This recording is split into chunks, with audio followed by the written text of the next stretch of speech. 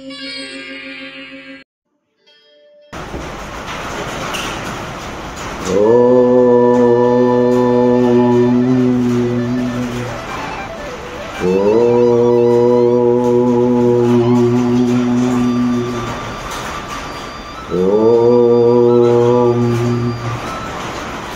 గురుభ్యో నమః.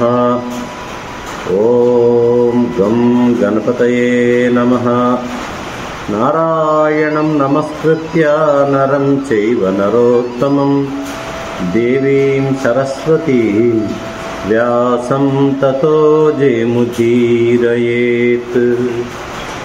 శ్రీమన్మహేశ్వర కృపామయా హే దయాలో హే వ్యోమకేశ శితికంఠగణాధినాథ భస్మాంగరాగనుకపాలకలాపమాల విశ్వేశ విశ్వభవనాశక విశ్వరూప విశ్వాత్మక త్రిభువనైక గుణాధికేశ హే విశ్వనాథ కరుణామయ దీనబంధో నమస్తే నమస్తే నమస్తే విశ్వనాథ.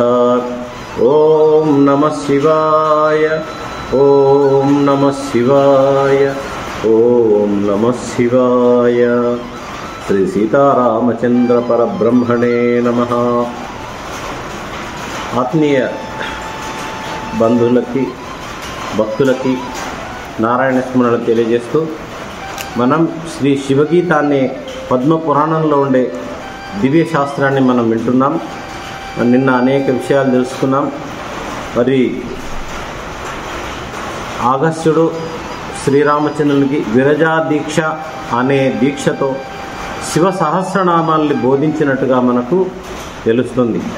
కాబట్టి ఋషులు అడుగుతున్నారు సూత మహానుభావుని.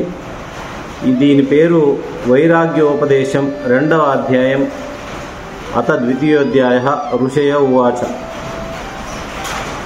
ఋషులు అడుగుతున్నారు సూతుని, అయ్యా, అగస్త్య మహర్షి రామచంద్రుని సన్నిధికి ఎందుకు వచ్చాడు? ఆయన శ్రీరాముని చేత విరజాదీక్షను ఎలా చేయించాడు? దాని వలన రాముడికి ఏం ఫలం పొందాడు? అదంతా మాకు చెప్పవలసింది అని అడుగుతున్నారు. అప్పుడు సూతుడు చెప్తున్నాడు, జనకాత్మజ అయిన సీతను రావణాసురుడు అపహరించినప్పుడు రాముడు సీతావిరహ దుఃఖంతో శోకిస్తూ ఉన్నాడు. కాబట్టి రామాయణంలో కూడా చాలా ఆవేశపడ్డాడు శ్రీరామచంద్రుడు. లక్ష్మణ, సీత ఎక్కడ? భూమిని పిండి చేస్తా, ఆకాశాన్ని విరగొడతా, సముద్రాన్ని ఎంకింపజేస్తా అన్నాడు. కాబట్టి రాముడి యొక్క ఆవేశం చాలా అద్భుతంగా ఉంది మనకు రామాయణంలో. ఇక్కడ కూడా చాలా దుఃఖంతో ఉన్నాడు శ్రీరాముడు. మరి భగవంతుడు కదా, ఎందుకు ఏడుస్తున్నాడా అనుకోవద్దండి. మనం నిన్న కూడా అనుకున్నాం, ఆయన మానవ అవతారంలో ఉన్నాడు. నిర్నిద్రో నిరహంకారో నిరాహారో దివానిశం మోక్షుమైత్య తతః ప్రాణాన్ సానుజో రఘునందన. సీతావియోగం వలన శ్రీరాముడు రేయింబవళ్ళు నిరాహారుడై, నిద్ర లేకుండా నిరాహంకారుడై, అనగా దేహాభిమానం కూడా లేనివాడై విలపించి చివరకు ప్రాణాన్ని కూడా వదలాలనుకున్నాడట. కాబట్టి భార్య అనేది మానవుడికి ఆత్మ అండి. చాలామందికి తెలియదు. పెళ్ళాలని ఇబ్బంది పెడతారు, కానీ పెళ్ళం లేనప్పుడు తెలుస్తుంది పెళ్ళం విలువ అనేది. భార్య అందం ఉందా లేదా అనేది కాదండి. భార్య, స్త్రీలు గుణం వల్ల రాణిస్తారు మన దేశంలో. గుణముఖ్యంతు నారీణం. కాబట్టి భారతీయ స్త్రీలు భర్తను ప్రేమిస్తారు. అందుకని భార్య మనిషికి ఆత్మ అండి. పరమేశ్వరుడు శివుడంతటి వాడు కూడా సతీ వియోగంలో పిచ్చివాడైపోయాడు. పరమేశ్వరుడు కదా, మరి పిచ్చివాడు ఎందుకు అయ్యాడంటే ఆత్మ, స్త్రీ అనేది ఆత్మ, అంతే. ఓం నమః శివాయ. కాబట్టి అగస్త్యుడు శ్రీరాముని యొక్క పరిస్థితిని తెలుసుకొని రాముని వద్దకు వచ్చాడు. ఆయన రామునికి సంసారం సారహీనమని తత్వబోధ చేస్తున్నాడు. ఎందుకయ్యా ఏడుస్తున్నావు, ఏముంది సంసారంలో అని చెప్తున్నాడు. ఓ రాజా రామచంద్ర, ఎందుకు విచారపడుతున్నావు? ఎవరు భార్య, ఎవరు భర్త ఆలోచించు. పంచభూతాలతో తయారైన దేహానికి ఏమి తెలుసు? రామా, నీవు ఆత్మవు, ఆత్మకు దుఃఖం మొదలైనవి అంటావు. అది నిర్వికారము, నిరంజనము, పూర్ణకామము, సచిదానంద స్వరూపము. అది పుట్టదు, గిట్టదు, శాశ్వతం. రామ, ఈ సూర్యుడు లోకనేత్రము, ఆయనయే మనందరికీ వెలుగును ఇస్తున్నాడు. అయినను మన కంటికి ఉన్న చత్వారం మొదలగు రోగాలు ఆ లోకనేత్రానికి తాకవు. అట్లే సర్వజీవాంతరాత్మైన భగవంతునికి ఏ విషయాలు కూడా తాకజాలవు.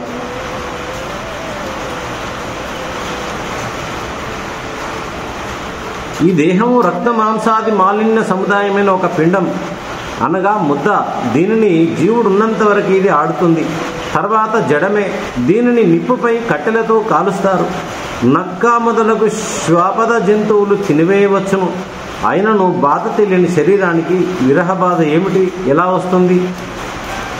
బంగారం వలె పచ్చనిది లేదా గరిక వలె కాస్త నల్లది గాని, బలిష్టమైన స్తనభారం చేత కొంచెం వంగిన సన్నని నడుము గలది, పెద్ద నితంబము జగనములు, ఎర్రని పాదకమలములు, పున్నమ చంద్రుని వంటి మొగము, దొండపండు వంటి ఎర్రని పెదవులు గలది, నల్ల కలువల వంటి కళ్ళు, మత్త కోకిల వంటి కంఠధ్వని, మత్త గజము వంటి అందమైన నడక గలది స్త్రీ. అటువంటి సుందరమైన స్త్రీ నన్ను మన్మథ బాణముల వంటి తన కటాక్షములతో అనుగ్రహిస్తున్నదని తలచిన మూర్ఖుడు మన్మధునికి వశవర్తి అయినట్లే. రామ, అట్టి వ్యక్తి యొక్క అవివేకమును వివరిస్తాను, సావధానుడపై వినుము అంటున్నాడు అగస్త్యుడు. తనను స్త్రీ అనుగ్రహిస్తున్నదని అని అనుకునేవాడు ఎవడు? ఆ ఆత్మకు స్త్రీ పురుష నపుంసకలింగ భేదాలు లేవు కదా. ఒక దృఢమైన కనబడే ఆకారము లేదు. పూర్ణ పురుషుడు అతడు. అతను దేహమునందు నివసించి బ్రతుకుతాడు. ఈ జగత్తును అతడు చూస్తూ ఉంటాడు. ఏ స్త్రీని చూచి మూర్ఖుడు ఆత్మ సౌందర్యమును గాక శరీర సౌందర్యమును గుర్తించాడో, ఇంతకు ఆ స్త్రీ మలపిండ స్వరూపమైన ఒక జడ పదార్థము. ఆ పదార్థము దేనిని చూడదు, వినదు, వాసన పట్టదు. అందలి ఆత్మయే, ప్రాణమే ఈ పనులన్నీ చేసేది. ఆకర్షణ కారణమైనది మాత్రం శరీరం. అది వట్టి జడ పదార్థం. ఆమె శరీర సౌందర్యమును చర్మ సౌందర్యముగా మాత్రమే గమనించగలిగితే తత్వం తెలుస్తుంది.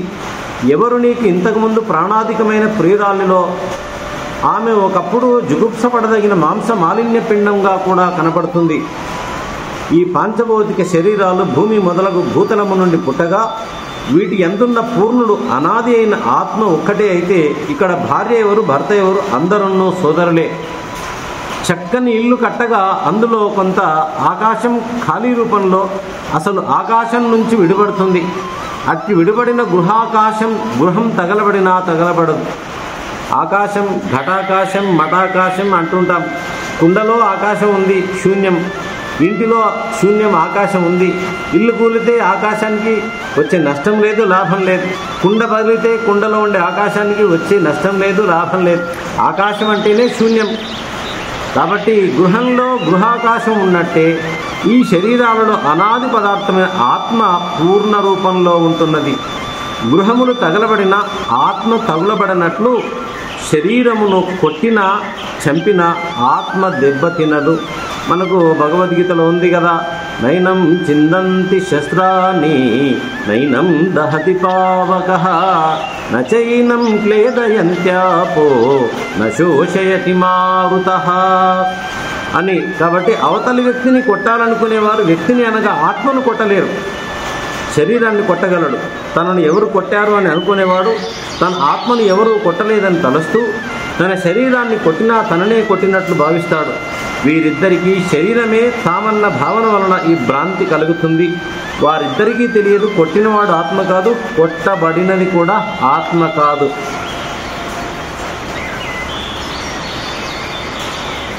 కనుక ఓ రామ, అతి దుఃఖమును వదిలే ఇచ్చట దుఃఖమునకు కారణం ఏమున్నది? కనుక ఆత్మస్వరూపమైన నీ సచ్చిదానంద స్వరూపమును గమనించి దుఃఖమును వదిలి సుఖముగా ఉండుము అంటున్నాడు అగస్త్యుడు. వేదాంతం చెప్తున్నాడు శ్రీరామునికి. శ్రీరామునికి వేదాంతం తెలియదా? సర్వజ్ఞుడు ఆయన. దేహం కోసం ఎందుకయ్యా పాకులాడుతున్నావు అనే భావన అగస్త్యుడు చెప్పా. కానీ శ్రీరాముడు ఏమంటున్నాడో వినండి.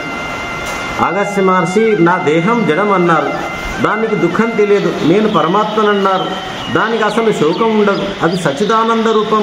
మరి సీతా విరహ అగ్ని నన్ను ఎలా భస్మం చేస్తున్నది చెప్పండి? అంతా బాగానే ఉంది. కానీ మరి సీత లేదు అనే అగ్ని లాంటి బాధ నన్ను కాలుస్తుంది అంటున్నాడు అంతే. అయ్యా మహర్షి, నేను నిత్యం అనుభవిస్తున్న ఈ శోకం మిథ్య అని మీరు అంటున్నారు. ఈ మాటపై నాకు నమ్మకం ఎలా కలుగుతుంది? మునీశ్వర, నా శరీరం జడం, అది అనుభవించదు. నేను ఆనంద స్వరూపమైన ఆత్మను, పూర్ణుడను, నాకు సుఖదుఖములు లేవు అంటున్నారు. మరి ఇచ్చటి సుఖదుఖాలు అనుభవించడానికి శరీరం, ఆత్మ తప్ప మరొకరు ఎవరున్నారు? మరి నాకు దుఃఖానుభవం ఉన్నది, ఈ విషయాన్ని గురించి వివరింపండి.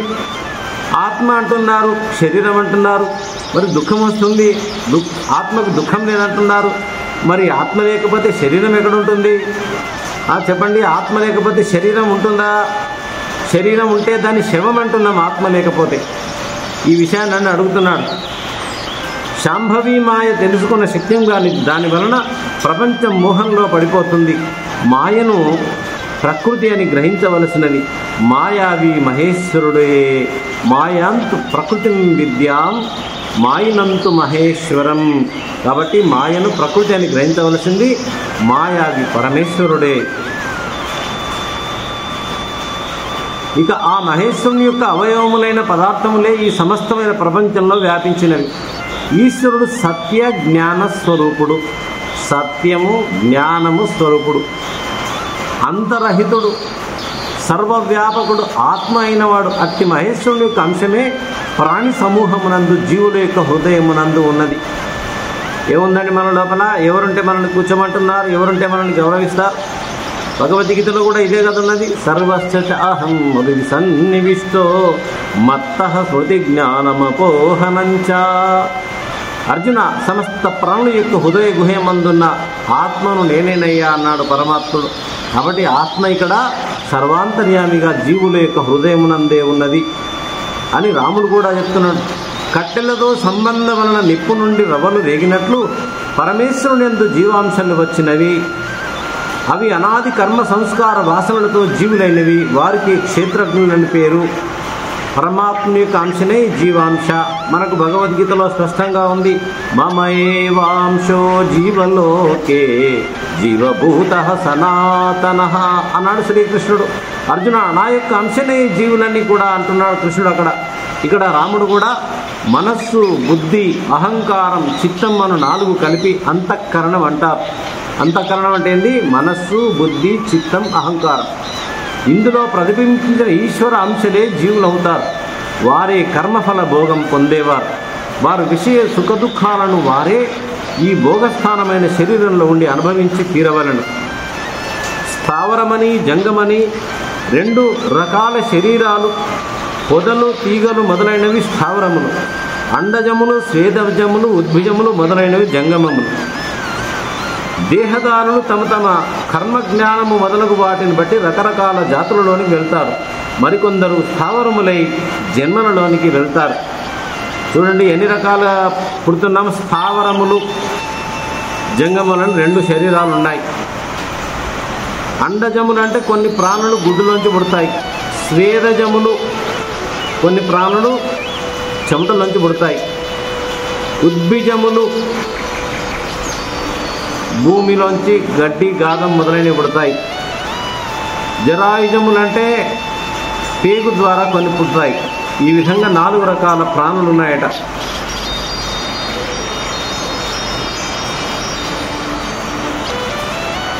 జీవుడు పరంజ్యోతి అయిన పరమశివుని అంశయే. ఆయనకు ఏ దుఃఖ వికారాలు అంటవు. కానీ శాంభవి మాయ వలన మోహితుడై తాను దుఃఖినని సుఖినని భావిస్తున్నాడు. జీవుడు పరమ జ్యోతి అయినటువంటి పరమశివుని అంశయే. మనమంతా ఎవరం అనుకున్నాము నిన్న? శివోహం అంటే శివుడికి సంతోషం కలుగుతుందట. పరమాత్మ యొక్క అంశేనట మనం అందరం. కామము, క్రోధము, లోభము, మదము, మాత్సర్యము, మోహము అను 6 భావములు శత్రువర్గములని అహంకారంలో అంతర్గతంగా ఉన్నవని అంటుంటారు. అహంకారం పనిచేయుచుండటం వలన జీవుడు స్వప్నంలోనూ జాగృతిలోనూ జీవుడు బంధింపబడతాడు. సుషుప్తిలోను అనగా గాఢ నిద్రలో అహంకారం, అంతఃకరణం పనిచేయవు కనుక జీవుడు శంకరుడుగానే అవుతాడు. నిద్రలో ఆనందమే ఆనందం. నిద్రలో ఎవరైనా లేకపోతే ఎట్లా ఉంటుంది మనకు? నిద్రలో ఒక ఆనంద స్థితిలో ఉంటాడు జీవుడు. మాయతో కలిసిన జీవుడే జాగరణాది దశలలో సుఖదుఖాలకు కారణమవుతున్నాడు. ముత్యపు చిప్పయందు వెండి భ్రాంతిగా కనపడినట్లు శివుని యందు విశ్వం మాయతో కనబడుతున్నది. కనుక ఆత్మ అనాత్మ వివేచన ద్వారా జ్ఞానం పొందినవాడెవడునో ఇచ్చట దుఃఖభాజనుడు కాడు. కనుక దుఃఖము మానవు. వృధాగా సంతాపం చెందుతున్నావు ఎందుకయ్యా అంటున్నాడు ఆగస్త్యుడు. మళ్ళీ శ్రీరాముడు అంటున్నాడు, ఓ మహాముని, మీరు చెప్పిందంతా వాస్తవమే, కానీ తీవ్రమైన ప్రారంధం నన్ను వదలటం లేదు. కళ్ళు ఎంతటి జ్ఞానినైనా ఎలా మత్తుని చేస్తుందో అంటే మద్యపానం, అలా ప్రారంధానుభవం కూడా వివేకవంతుడైన వాణిని కూడా వదలదు. ఓం నమ శివాయ. ఇది పట్టుకోవాలి. మనం ఏ స్థితిలో ఉన్నా ఎక్కడున్నా పూర్వజన్మ కర్మలు అనేవి మనల్ని వెంటాడుతూ ఉంటాయి. ప్రారబ్ధం అంటారు దాన్నే. అనుభవేన నశ్యతి అనుభవింపక తీరునా, ప్రారబ్ధ కర్మం అనుభవింపక తీరునా. హరిహర బ్రహ్మాదులైనను ప్రారబ్ధ కర్మం అనుభవింపక తీరునా. శ్రీకృష్ణుడు పుట్టాడు, 5 నిమిషాలు గోకులంలో వెళ్ళిపోయాడు. మధురలో జన్మించి 11 సంవత్సరాలు ఉన్నాడు గోకులంలో. తల్లిదండ్రి మాత్రం మధురలో జైళ్ళల్లో ఉన్నారు. చూడండి మరి, శ్రీరాముడు అరణ్యాలు పట్టాడు, తండ్రి చనిపోయాడు. శ్రీరాముడి జీవితంలో ఎక్కడ సుఖపడ్డట్టుగా లేదు. ఆయన జీవితం అంతా బాధలమయంగానే గడిచిపోయింది. మరి భగవంతుడు కూడా బాధ వదలటం లేదంటే ప్రారబ్ధాలు ఇలా ఉన్నాయి. ఇన్ని మాటలు చెప్పడం ఎందుకు? ప్రారబ్ధాన్ని తోడుగా పెట్టుకొని మన్మధుడు కూడా నన్ను రేయింబావులను బాధిస్తున్నాడు అంటున్నాడు శ్రీరాముడు. భార్య వియోగంలో ఉన్నాడు కదా. అహంకారం కూడా అట్లే బాధిస్తుంది. మిక్కిలి పీడితుడైన జీవుడు బాధ భరించలేక శరీర త్యాగం చేయగలడు. కనుక మహర్షి, నాకు ప్రాణములు నిలుచు ఉపాయం చెప్పవలసింది. అయ్యా, నాకు చాలా బాధగా ఉంది. మనిషి బాధలోనే కదా చావాలనుకుంటాడు మనిషి. ఎప్పుడు కూడా జీవితంలో ఆత్మహత్య అనేది చేసుకోకూడదు.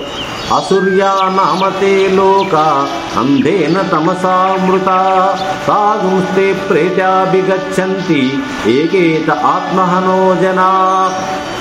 ఆత్మహత్య చేసుకుంటే ఏమవుతుంది?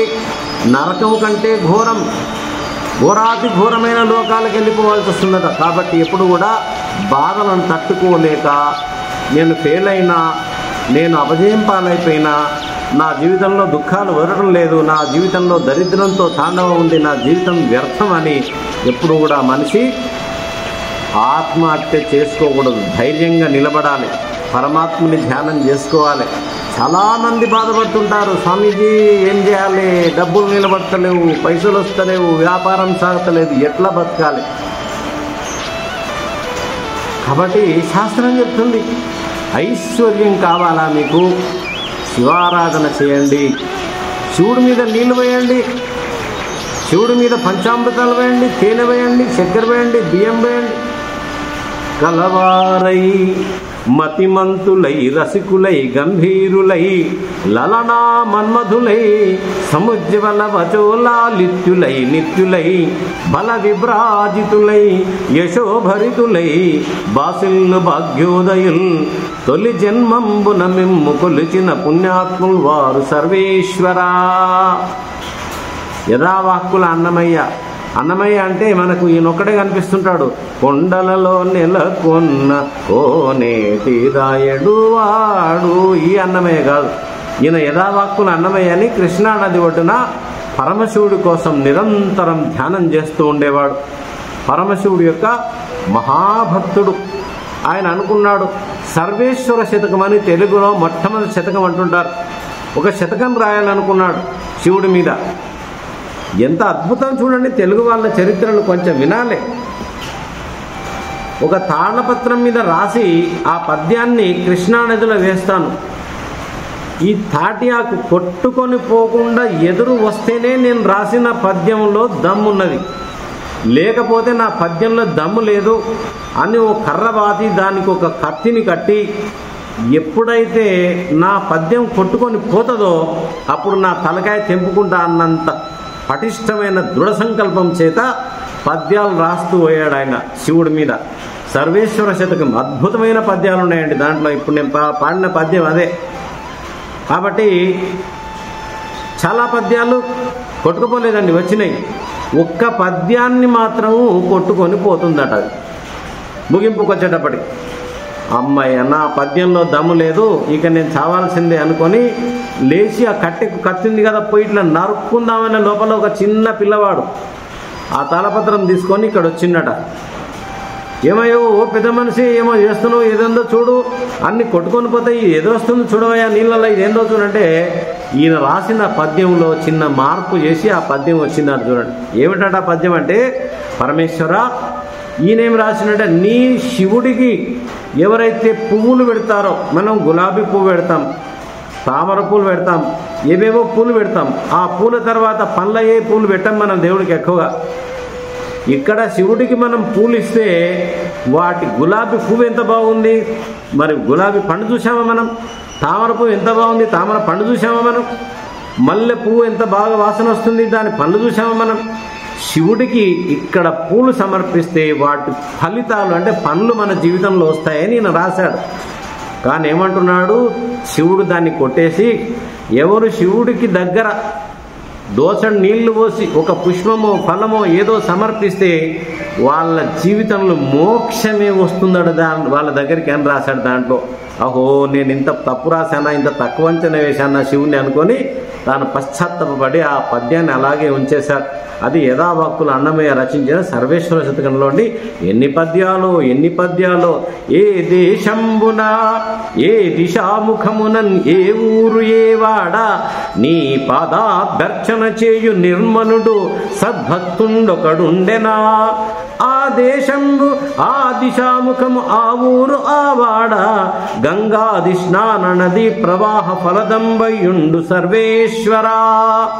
ఏ పరమశివ, ఎక్కడ నిన్ను ఆరాధించే భక్తులుంటాడు, ఏ ఊర్లో, ఏ ప్రాంతంలో, ఏ గ్రామంలో, ఏ వాడలో, ఏ వీధిలో, ఆ ప్రాంతమంతా పవిత్రమైపోతుంది. గంగా నది పరివాహక ప్రాంతం వలె, గంగా నది స్నాన పుణ్యం వలె ఆ ప్రాంతాలు పవిత్రం చేస్తారట. మనకు నారద భక్తి సూత్రాల్లో కూడా తీర్థి కుర్వంతి తీర్థాన్ని అన్నాడు. ఎక్కడెక్కడ పరమ పుణ్యాత్మ భక్తులు వెళ్ళి సంచరిస్తుంటారో ఆ ప్రాంతాలన్నీ కూడా పవిత్రాలైపోతాయి. అంతెందుకు, గంగాదేవి ఒకరోజు ఏడుస్తుందట శ్రీమన్నారాయణ దగ్గర పోయి, ఓ శ్రీమన్నారాయణ, ఈ పాపాత్ములందరూ వచ్చి నాకు పాపం అంటించిపోతున్నారు, నిజమే, మరి నా పాపం నేనెట్లా పోగొట్టుకోవాలి శ్రీమన్నారాయణ అని ఏడుస్తుందట. జై శ్రీమన్నారాయణ, ఓం నమ శివాయ. ఓ గంగా, బాధపడకు, నీ పాపాలన్నీ పోగొట్టే శక్తిని నా భక్తులకు ఇస్తున్నాను. నిరంతరం ఎవడు నన్ను ధ్యానిస్తాడో, ఎవడు నన్ను జపిస్తాడో, ఎవడు నా గుణగాన సంకీర్తన చేస్తాడో, ఎవడు నా కథలు చెబుతాడో, ఎవడు నా కథలు వింటాడో, నిరంతరం నన్ను ఆలోచించే భక్తులు ఎప్పుడైతే వచ్చి నీలో మునుగుతారో అప్పుడు నీ పాపాలు పోగొట్టే శక్తి నా భక్తులకు ఇస్తున్నాను పోనాడు. తీయండి భాగవతంలో ఆ షష్టమ స్కందంలో ఎన్ని పద్యాలున్నాయి భక్తుల గురించి, భాగవతుల గురించి. ఓం నమ శివాయ. కాబట్టి పరమాత్ముని గురించి వినడం చాలా పుణ్యం వస్తుందండి, పరమాత్ముని గురించి మాట్లాడడం పుణ్యం వస్తుంది. భక్తిలో మొట్టమొదటి భక్తి ఏందండి మనకు? శ్రవణం, కీర్తనం, విష్ణు స్మరణం, పాదసేవనం, అర్చనం, వందనం, దాస్యం, సఖ్యం, ఆత్మ నివేదనం. శ్రవణం వినాలే, వినడానికి దేవుడు మనకు 2 చెవులు ఇచ్చాడు, తినడానికి 1 నోరు ఇచ్చాడు. రోజుకు 3 పూటలు తింటున్నాం, 2 పూటలు తాగుతున్నామండి. ఎప్పుడైనా భాగవత సప్తాహం విన్నామా? ఎప్పుడైనా శివపురాణం విన్నామా? ఎప్పుడైనా భగవద్గీత సంపూర్ణంగా వినగలిగామా? ఎట్లా వస్తుందండి మోక్షం చెప్పండి? వినాలే. అందుకే శ్రద్ధావాన్ లభతే జ్ఞానం అన్నది భగవద్గీత. కాబట్టి దివ్యశాస్త్రమైనటువంటి ఈ శివగీత చాలా విలువతో కూడింది, చాలా అనేకమైన సాధనలతో ఉన్నటువంటిది. మరి 2వ అధ్యాయానికి వచ్చాం మనము. ఇక రాముడు చెప్తున్నాడు, మిక్కిలి పీడితుడైన జీవుడు బాధపడలేక శరీర త్యాగాన్ని చేయగలుగుతాడు. కనుక మహర్షి, నాకు ఇలా వద్దు, వదిలిపెట్టి సీత పోయింది కదా, దేహభావన, ఆ భావన, ఈ భావన వదిలేసి అనే మాట చెప్పకు.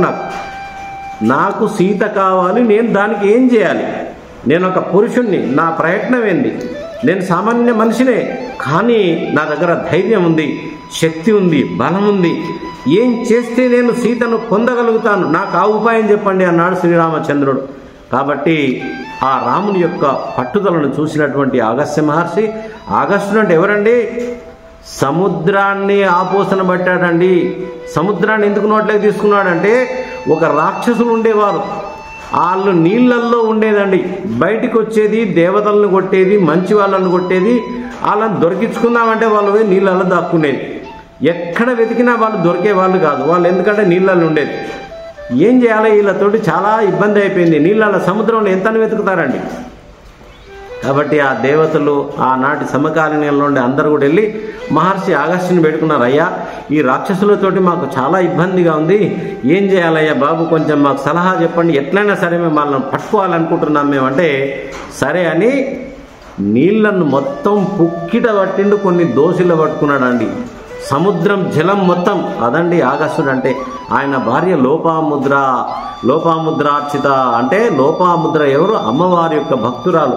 అందంలో ఎవరినైనా పోల్చినప్పుడు లోపాముద్రను వర్ణిస్తారు. లోపాముద్ర అమ్మవారి యొక్క మహాభక్తురాలు. కాబట్టి అటువంటి అగస్త్యుడు మరి చెప్తున్నాడు, విరజా దీక్ష నిరూపణ యోగం. కామక్రోధాది పీడితుడైన మనిషి మంచి మాటలను స్వీకరించాడు. అబ్బా, చూసారా, వాడికి కామ అంటే కామమనే కాదండి, వాడి కోరికలు ఎక్కువ ఉన్నప్పుడు, కోపం ఎక్కువ ఉన్నప్పుడు మంచి మాటను స్వీకరించాడట. చావగోరిన వాడికి మందు సహించినట్లు అట్టి వానికి మంచి సలహాలు కూడా నచ్చవు. మహామాయావి రావణాసురుడు సీతనెత్తుకొని పోయి సముద్ర మధ్యంలో ఉంచాడు. కాబట్టి రామా, నీ సన్నిధికి ఎలా వస్తుంది? అసాధ్యం కదా. కాబట్టి దేవతలందరూ రావణాసురుని గమ్యమును కోతుల గుంపు వలె కట్టివేయబడి ఉంటారు. దేవతాసురుడు అతనికి చామరదారునే వింజామరణ వీస్తారు. అంతటి శక్తిమంతుడు ఆ రావణుడయ్యా. ఇక శివుడి యొక్క వరాలతో దర్పం పెంచుకున్న ఆ రావణుడు 3 లోకములను నిరాటంకముగా అనుభవిస్తున్నాడు. అట్టి ప్రభావశాలిని నీవు ఎట్లు జయించగలుగుతావు? రావణుడికి ఇంద్రజిత్తు అనే ఒక కొడుకున్నాడు. వానికిన్ని ఈశ్వర పరసంపద ఉన్నది. వాని ముందర యుద్ధంలో దేవతలు పలుమార్లు పరాజయం పొంది ఉన్నారు, పారిపోయారు. కాబట్టి దేవఘాతకుడైన కుంభకర్ణుడన్న పేరు గల తమ్ముడు, అట్లే దివ్యాస్త్ర సంపన్నుడైన చిరంజీవి అయిన విభీషణుడని మరొక తమ్ముడు ఉన్నాడు. ఆ రావణాసురునకు రక్షణగా ఉన్నారు. అతని దుర్గం లంకా పట్టణం. అది సురాసురులకు కూడా తెలియని గహనం. వానికి కోట్ల సంఖ్యలో చతురంగ సైన్యం ఉన్నది. అట్టి రావణుని నీవు ఒంటరిగా ఎలా జయిస్తావు? పిల్లవాడు చందమామను చేత్తో పట్టుకొనవలని కోరినట్లు నీవు ఆ రావణాసురుని గెలవాలని కోరుతున్నావు అనేటప్పటికీ శ్రీరాముడు ఈ విధంగా అడుగుతున్నాడు. అయ్యా మునీశ్వర, నేను క్షత్రియుడిని, నా భార్యను రాక్షసుడు అపహరించాడు. వానిని నేను శీఘ్రముగా చంపకపోయినతో నా బ్రతుకుకు అర్థమేమిటి? కనుక మునీంద్ర, నీ తత్వబోధ వలన నాకు ప్రస్తుత ప్రయోజనం లేదు. ఈ కామక్రోధాలు నా శరీరాన్ని దయించి వేస్తున్నాయి. అహంకారం ప్రాణాలు తీయడానికి సిద్ధపడింది. అయ్యా, భార్యను అపహరించిన సందర్భంలో కానీ, శత్రువు వలన అవమానం జరిగిన సందర్భంలో కానీ ఎవనికి ప్రతీకారేచ్ఛకు బదులు తత్వజిజ్ఞాస కలుగుతుందో వాడు పురుషాధముడు. భార్యను ఎత్తుకొని పోయి వాడు కూర్చుంటే నాకు తత్వజ్ఞానం వినుకుంటా నేను కూర్చుందనా? అధముణ్ణి కదా నేను, అట్లా కాదు కదా. నా భార్యను పొందే మార్గం చెప్పండి అంటే, మునీశ్వర, సముద్రమును దాటి లంకకు వెళ్ళి ఆ రాక్షసుని చంపే ఉపాయం చెప్పండి. నీకన్నా నాకు గొప్ప గురువు మరొకడు లేడు అంటున్నాడు శ్రీరాముడు. అప్పుడు అట్లయితే రామా చూడండి, అగస్త్యుడు ఏం చెప్తున్నాడు? ఏవం చేత్ చరణం యాహి పార్వతీ పతిమవ్యయం నచేత్ ప్రసన్నో భగవాన్ వాంఛితార్థం ప్రయచ్చతి. రామ, అలా అయితే శాశ్వతుడైన పార్వతీ వల్లభుని శరణు వేడుము, ఆయన అనుగ్రహించి నీ కోరికను తీర్చగలుగుతాడు. ఆ రావణుడు ఇంద్రాది దేవతలకు కానీ, విష్ణువుకు కానీ, బ్రహ్మకు కానీ జయింప శక్యం కాడు. అట్టి వాణిని నీవు శివుని యొక్క అనుగ్రహం లేకుండా గెలవడం సాధ్యం కాదు. కాబట్టి నీకు విరజా మార్గమున నీకు దీక్షను ఇస్తాను. ఆ దీక్షతో నీవు నీ మానవ లక్ష్యములను వదిలి తేజోమయుడవు కమ్ము. ఒక దీక్ష ఇస్తాను, ఆ దీక్షతో నీవు తేజవంతుడివి కా. విరజా మార్గం వలన నీవు తప్పక నీ శత్రువులను చంపి నీ కోరికలన్నీ తీర్చుకొనగలిగెదవు. ఈ భూమండలమునకు రాజువై రాజ్యమును అనుభవించి చివరికి శివ సాయుధ్యాన్ని కూడా నీవు పొందుతావు. అగస్త్యుని మాటలు విని రాముడు దుఃఖ విముక్తుడై సంతసించిన మనసుతో ఆ మహామునికి సాష్టాంగ ప్రణామం చేసి ఇలా అన్నాడు. ముని అగస్త్య మహర్షి, నేను ధన్యుడనైతిని, నా కోరిక తీరినది.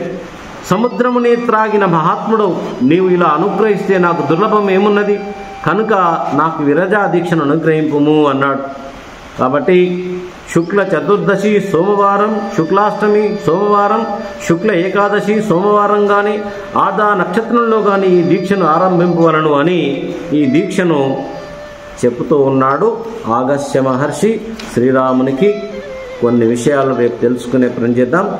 ఈ విధంగా చాలా దివ్య జ్ఞానంతో ఉందండి. దీంట్లో జపలక్షణ విధాన యోగం ఉంది, పూజా విధాన యోగం ఉంది, మోక్షానికి ఎల్లవేళలో ఉంది. కాబట్టి చాలా చాలా అనేక విషయాలు ఉన్నాయి దీంట్లో. మీరు తప్పకుండా ఓపికతో వినండి. ఎక్కువ టైం కాకుండా ఇక్కడ ఈ వీడియోను విరామం ఇస్తున్నాను. లైక్ చేయండి, వినేవాళ్ళు చాలామంది వింటున్నారు. ఇట్లా లైక్ ఇట్లా ఉంటుంది కదా, ఇట్లా ఉన్నదాన్ని ఇట్లా నొక్కండి. డిస్లైక్ చేయకండి, లైక్ చేయండి.